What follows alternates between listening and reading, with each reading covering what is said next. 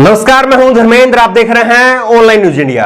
कांग्रेस प्रवक्ता राजीव त्यागी की मौत के बाद में चारों तरफ हंगामा मचा हुआ है। हंगामा इस बात का मचा हुआ है कि राजीव त्यागी की यह मौत नहीं हुई है, बल्कि राजीव त्यागी की हत्या की गई है।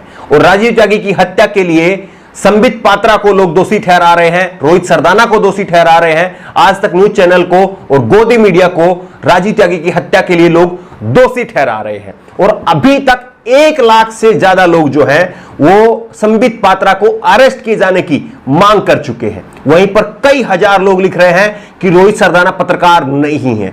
आज तक न्यूज चैनल और तमाम गोदी मीडिया की जो डिबेट्स हैं उनको लेकर के लोग लिख रहे हैं कि इस प्रकार की जितनी भी डिबेट्स होती हैं उनको बंद कर दिया जाना चाहिए और बाकायदा कोर्ट की तरफ से इसके ऊपर स्टे लगा दिया जाना चाहिए।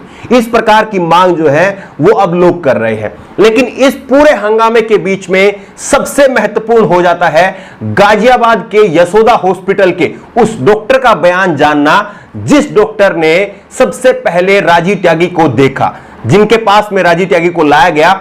उस डॉक्टर ने क्या कहा है, उस डॉक्टर को सुनना सबसे जरूरी है। इसलिए सबसे पहले आप उस डॉक्टर को सुनिए और उसके बाद में तमाम लोग जो है इस पर क्या प्रतिक्रियाएं दे रहे हैं, तमाम लोग जो है वो किस तरह से जो है अपने अपने विचार जो है वो व्यक्त कर रहे हैं, वो बताएंगे। सबसे पहले आप इन डॉक्टर्स को सुनिए।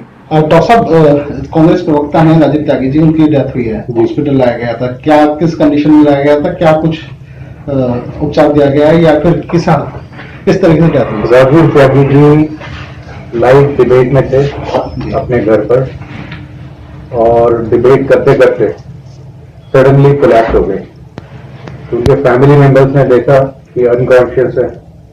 उन्होंने वहां पे कुछ कार्डियक मसाज दिया, सीपीआर किया और वो हमारे पास अराउंड 6:30 आए। तो जब हमारे पास आए तो अनकॉन्शियस थे, अनरिस्पॉन्सिव थे, ब्लड प्रेशर और पल्स नहीं था। हमने हमारा जो प्रोटोकॉल होता है ACLS protocol, advance cardiac life care protocol, उसके अकॉर्डिंगली सीपीआर स्टार्ट किया, उनको वेंटिलेटर पे लिया, वेंटिलेटर का सपोर्ट दिया और 45 मिनट तक हमने सीपीआर, इंजेक्शन, ये सारे लाइफ सेविंग ड्रग्स होती है हमारी, वो सब दी। सीपीआर देने के बावजूद, वेंटिलेटर पर लेने के बावजूद आफ्टर 45 मिनट्स ऑफ सीपीआर वो क्रैश कर गए। सर क्या कुछ हुआ, क्या आप ऑब्जर्व कर पा रहे हैं सर, क्या कुछ हुआ? ये इनको सडन कार्डियक अरेस्ट हुआ होगा। सडन कार्डियक अरेस्ट में ये होता है कि हार्ट अटैक होता है, जिसको मेडिकल लैंग्वेज में मायोकार्डियल इंफार्क्शन कहते हैं, मैसिव हार्ट अटैक कहते हैं। उस वजह से इनकी डेथ हुई। ठीक है सर। गाजियाबाद के यशोदा हॉस्पिटल के डॉक्टर कह रहे हैं कि लाइव डिबेट के दौरान जो है, लाइव डिबेट के दौरान, ये डॉक्टर के शब्द हैं कि लाइव डिबेट के दौरान राजीव त्यागी अचानक से बेहोश होकर के गिर पड़े। उनको वहां पर दिल का दौरा आया और दिल का दौरा आने के बाद में उनकी घर पर ही जो है वो नब्ज चलनी बंद हो गई और उनको यहां पर बेहोशी की हालत में लाया गया। हमने उनको वेंटिलेटर पर रखा, लेकिन वेंटिलेटर पर रखने के बाद में भी 45 मिनट तक हम जो इलाज कर सकते थे, हमने वो इलाज उनको देने की कोशिश की, तमाम दवाइयां जो है वो उनको देने की कोशिश की, लेकिन उनको बचाया नहीं जा सका।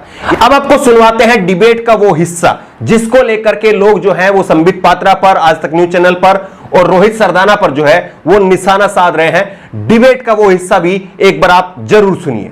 हमारे घर के जयचंद, कुछ जयचंद यहां बैठे, हमारे घर के जयचंदों ने हमारे घर को लूटा है, हमारे घर के जयचंदों ने हमारे घर को लूटा है। अरे नाम लेने में शर्म कर रहे हैं, वो घर जला रहे हैं और यहां जयचंद नाम तक नहीं ले पा रहे हैं। अरे टीका लगाने से कोई सच्चा हिंदू नहीं बन जाता है। टीका लगाना है ना तो दिल में लगा टीका, दिल में लगा टीका और कहो किसने घर चलाया है, हिम्मत है तो कहो किसने घर चलाया है। अरे भैया जयचंदो मुंह से नाम नहीं निकल रहा है। मैं जवाब दे रहा है कि नहीं है, यहाँ संघ वालों ने घर चलाया। मैं बार बार निवेदन करता हूं, लोग आपकी बातों को सुनना चाहते हैं, समझना चाहते हैं और तय करना चाहते हैं कि भाई किसकी बात से हम अपना विचार साम्यता रखते हैं। केवल हल्ला हंगामा झगड़ा नहीं देखना चाहते लोग। वो देख लिया उन्होंने कल रात को जो हो रहा था सड़क पर। अतीकुर रहमान, आपके पास आ रहा हूं, आप समर्थन करते हैं शोएब जमी की इस बात का जो वो मुझसे कह रहे थे कि कोई भी हो आग से खेलने की कोशिश मत कीजिए। फिर आप ये भी कहते हैं कि इस देश में संविधान है, अभिव्यक्ति की आजादी है। आपको किसी की बात पसंद नहीं आई, आप अदालत जाइए। फर्क करना जरूरी है, उतना ही रोहित भाई जितना राम का हिंदुस्तान और नक्सू राम के हिंदुस्तान में फर्क करना जरूरी है। यहाँ पर हिंसा का समर्थन ना हमने कभी किया है और ना कभी करेंगे।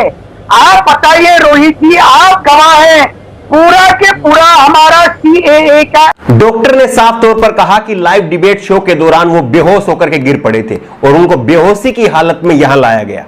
अब आपको सुनाते हैं लोगों की प्रतिक्रियाएं, और लोग कह रहे हैं कि किस तरह से ये मौत नहीं बल्कि हत्या है, और किस तरह से सीधे सीधे तौर पर जो है वो आज तक चैनल पर लोग इल्जाम लगा रहे हैं। पंकज पूनिया ने लिखा है, आज तक जानलेवा डिबेट हत्यारा चैनल, रोहित सरदाना पर राजीव त्यागी का हत्या का मुकदमा चलाया जाए।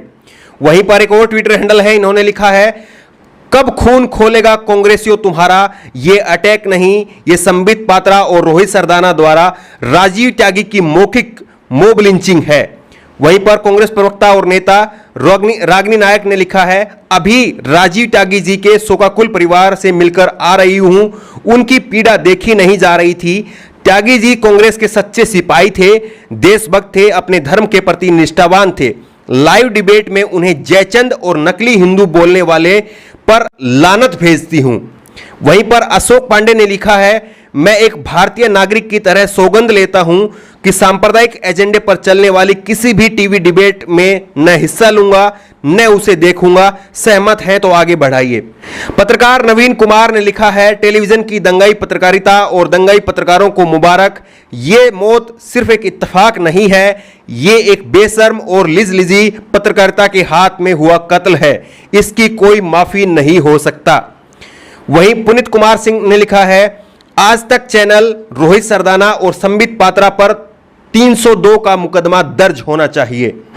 आम आदमी पार्टी के सांसद संजय सिंह ने लिखा है, शायद संबित स्वराज को जिंदगी भर इस बात का अफसोस रहे कि एक अच्छे इंसान से उनकी अंतिम बात इतनी तल्ख रही। राष्ट्रीय चैनलों पर ऐसी अपमानजनक बहसें बंद होनी चाहिए। एनडीटीवी के पत्रकार उमाशंकर ने लिखा है, राजीव त्यागी इस डिबेट में शामिल थे, इसके बाद अचानक उनकी तबीयत बिगड़ी, उनको अस्पताल ले जाया गया पर वे बचाए नहीं जा सके, ईश्वर उनकी आत्मा को शांति दे। वहीं पत्रकार पुण्य प्रसून वाजपेयी ने लिखा है, चैनलों की ऐसी डिबेट का बाइकआउट कीजिए, कल आपकी जान भी जा सकती है। वहीं सलमान निजामी ने लिखा है, Sambit called him Jaichand, Sambit called him fake Hindu and he died, it's murder. अगर और किसी के घर को उजड़ने से बचाना चाहते हो तो संबित पात्रा जैसे नफरती वायरस को जेल भेजो। संबित पात्रा से बड़ा गद्दार कोई नहीं है, इसे जल्दी गिरफ्तार किया जाना चाहिए। एलपी पंत लिखते हैं, मित्रों क्या न्यूज चैनलों की डिबेट पर कोर्ट स्टे का यह सही समय है। एबीपी न्यूज के पत्रकार आदेश रावल ने लिखा है, डॉक्टर के मुताबिक कांग्रेस के राष्ट्रीय प्रवक्ता राजीव त्यागी को डिबेट के दौरान ही दिल का दौरा पड़ गया था।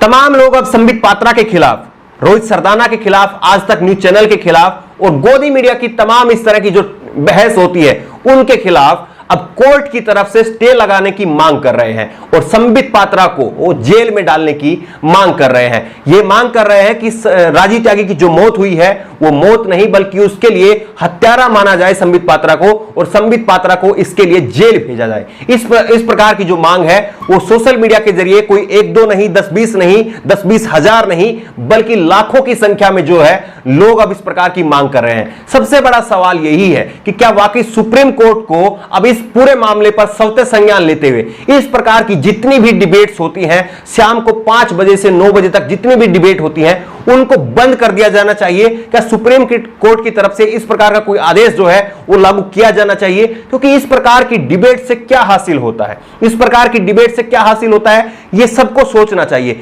इन डिबेट्स में एक तरफ एक पक्ष के लोग बैठा लिए जाते हैं, दूसरी तरफ दूसरे पक्ष के लोग बैठा लिए जाते हैं और इस पक्ष के लोग इस पक्ष के लोग बात नहीं सुनते हैं और इस पक्ष के लोग जो है वो इस पक्ष के लोगों की बात नहीं सुनते हैं। और ऐसे में जो एंकर होता है वो चाहता ही यही है कि कोई किसी की बात ना सुने, बल्कि चिल्लम चिल्ले जो है वो चलता रहे और इसी तरह से जो है वो टीआरपी बनती रहे। एक दूसरे को गाली देना, थप्पड़ मरवाना, पानी फेंकना, मां बहन की गालियां देना, इस तरह से जो है वो चलन अब आम हो गया है गोदी मीडिया की इन डिबेट्स में। तो अब क्या वाकई सही समय आ गया है कि सुप्रीम कोर्ट को इस प्रकार की जितने भी डिबेट्स हैं उन पर रोक लगा दी जानी चाहिए। ये सुप्रीम कोर्ट को सौते संज्ञान लेते हुए क्या इस प्रकार की कार्रवाई की जानी चाहिए। इस पर